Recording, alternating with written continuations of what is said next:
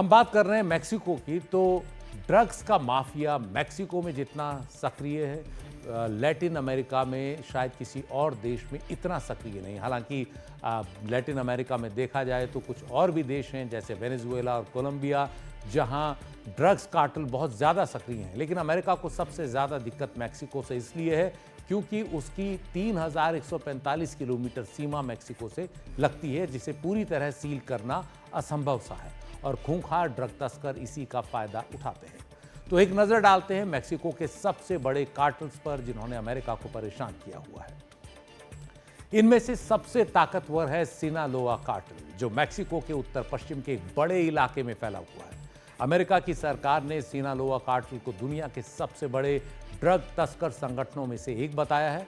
80 के दशक में कुख्यात ड्रग लॉर्ड वॉकिन गुज़मान, जिसे अल चापो के नाम से जाना जाता था, दशकों तक सिनालोआ कार्टल का प्रमुख रहा। उसने ड्रग्स तस्करी से इतना पैसा कमाया कि एक जमाने में उसे दुनिया का सबसे अमीर आदमी कहा जाता था। कई किताबें और टीवी सीरीज उस पर बन चुकी हैं।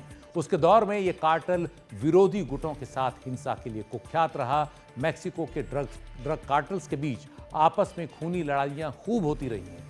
अल चापो के दौर में सिनालोआ अमेरिका में ड्रग्स तस्करी करने वाला सबसे बड़ा गुट था।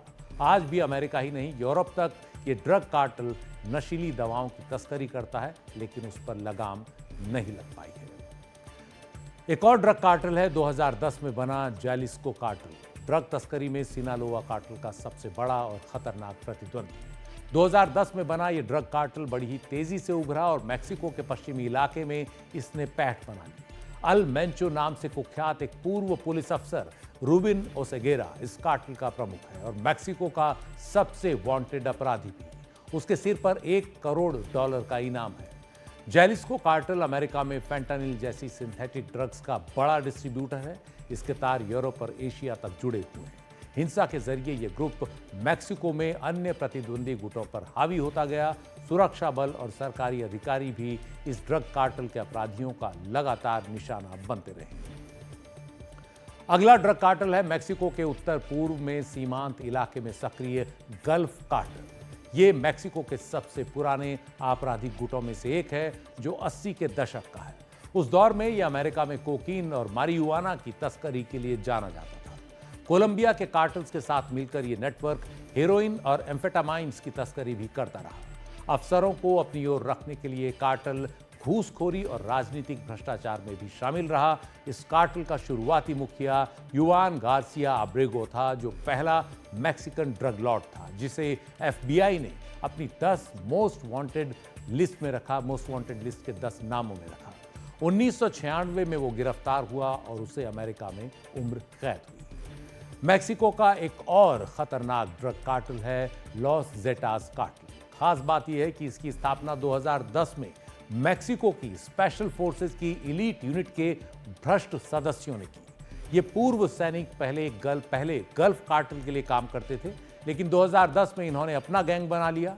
मैक्सिको के उत्तर पश्चिम में सक्रिय जेटास कार्टल अपनी दरिंदगी के लिए जाना जाता है और अक्सर उसने अपने दुश्मनों को गला काट कर मारा है। 2012 में उन्हें मैक्सिको का सबसे बड़ा ड्रग गैंग घोषित किया गया। तब यह कहा गया कि आधे से अधिक मैक्सिको में यह कार्टल सक्रिय हो गया है। तो आपने देखा कि मैक्सिको में किस तरह से सरकारें ड्रग कार्टल्स के आगे बौनी बनी रहीं, बल्कि सरकारी भ्रष्टाचार और घूसखोरी उनके आगे बढ़ने का सबसे बड़ा जरिया बने रहे। अमेरिका के राष्ट्रपति डोनाल्ड ट्रंप का सपना इन कार्टल्स को खत्म करने का है। देखते हैं वो कितने कामयाब होते हैं। NDTV एक्सप्लेनर में आज इतना ही। नमस्कार।